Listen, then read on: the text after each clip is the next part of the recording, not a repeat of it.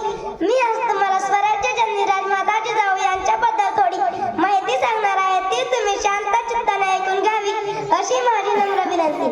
अंगणातली तुळस, गोठ्यातली गाय आणि घरातली माय यांच्यावर जर कोणी वाकडी नजर टाकली तर त्याची गय केली जाणार नाही. हे घेऊन जायला आणि गर्दन मारायची असे ठणकावून सांगणाऱ्या राजमाता जिजाऊंना प्रथम माझा मानाचा मुजरा मानाचा मुजरा. राजमाता जिजाऊंचा जन्म 12 जानेवारी 1598 रोजी बुलढाणा जिल्ह्यातील सिंदखेडचा राजा या गावी झाला. त्यांच्या वडिलांचे नाव लखुजीराव जाधव व त्यांच्या आईचे नाव मासाबाई असे होते. त्यांचा विवाह वयाच्या 9व्या वर्षी निजामशाहीचे सरदार मालोजीराजे भोसले यांचे सुपुत्र शहाजीराजे भोसले यांच्याशी झाला.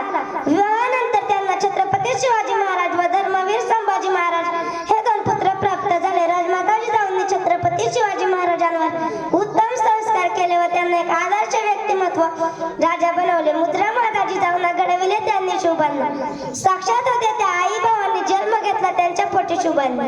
छत्रपती शिवाजी महाराजांनी स्थापन केलेल्या स्वराज्यात राजमाता जिजाऊंचाही वाटा आहे. राजमाता जिजाऊ स्वराज्याचे प्रेरणास्थान होते.